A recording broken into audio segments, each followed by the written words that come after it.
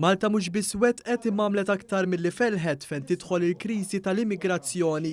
Iddikjara dan il-Prim Ministru mexxej Laburista Robert Abela f'intervista fuq One fejn saħaq li r-riżorsi ta' Malta fejn jitlu l-immigranti huma limitati anke minħabba l-fatt li Malta bħal kumplament tad-dinja għaddejja minn pandemija. Aħna mhux biss wettaqna l-obbligi kollha tagħna, ma għamilna lilin minn dak li kien mistenni minna. Bħala pajjiż xkejken fl-Ewropa li żar pajjiż stat fl-Unjoni Ewropea, dejjem tul is-snin għamilna aktar milli flaħna fil-kwistjoni tal-immigrazzjoni. Dan jiġduh in-numru ta' immigranti illi hawn f'pajjiżna. Jiġduh ukoll ir-riżorsi li dejjem tajna għal koordinament tas-salvataġġ tal-immigranti li normalment jiġu mill-ixtut Libiċi.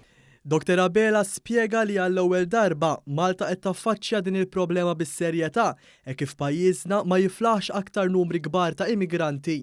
Aħna ma ninfilħux iżjed mhix qed ngħidu għadin b'supervja, maħniex qed ngħiduha brabja u anqas biġliet, aħna nifhmu r-realtà wkoll illi pajjiżi oħrajn fl-Unjoni Ewropea jinsabu fiha f'dan il-mument partikolari, daqstant ieħor imma hija realtà illi pajjiżna r-riżorsi tiegħu huma dak illi huma, irridu nibbilanċjaw li nipproteġu s-saħħa tal-poplu Malti u Awċi u ta' migranti li diġà huma residenti f'pajjiżna, fl-istess waqt imma għandek din il-sitwazzjoni illi iva pajjiżna qed jgħajjat qed isejjaħ għal solidarjetà minn pajjiżi membri oħrajn.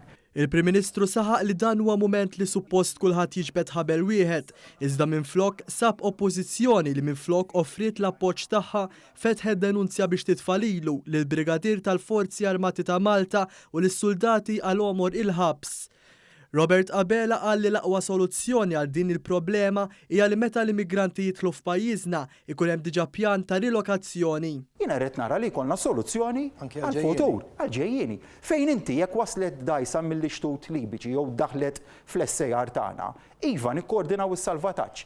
Imma fil-mument li kkoordinajna s-salvataġġ bir-riżorsi tagħna bħala stat, bir-riżorsi privati, inti taf bleżgħat dik id-dajsa l-persuni li hemm fuqha fejn se jmorru. U għazit jgħid li id-deċiżjoni ta' Malta li ma tagħtix garanzija s-salvataġġ tal-immigranti kienet waħda jibsa, iżda li waslet messaġġ sod. Il-Prim Ministru qal li Malta qed tospita 4,000 immigrant u tenna l-appell tiegħu lill-Unjoni Ewropea biex tinstab soluzzjoni holistika għax din il-kriżi li l-pajjiżi kollha jridu jaffaċċjaw. Minn 27 stat membru hija Malta li qed terfgħu dal-obbligu u mhux qed nerfgħu waħedna u Taljani. Għax irid insellem ukoll l-Italjani li jerfgħuh il-pis tagħhom u ma jista' jkollok inti sitwazzjoni li żewġ pajjiżi biss jew kważi żewġ pajjiżi biss minn Unjoni Ewropea sħiħa jerfgħu waħedhom dal-influss ta' immigranti.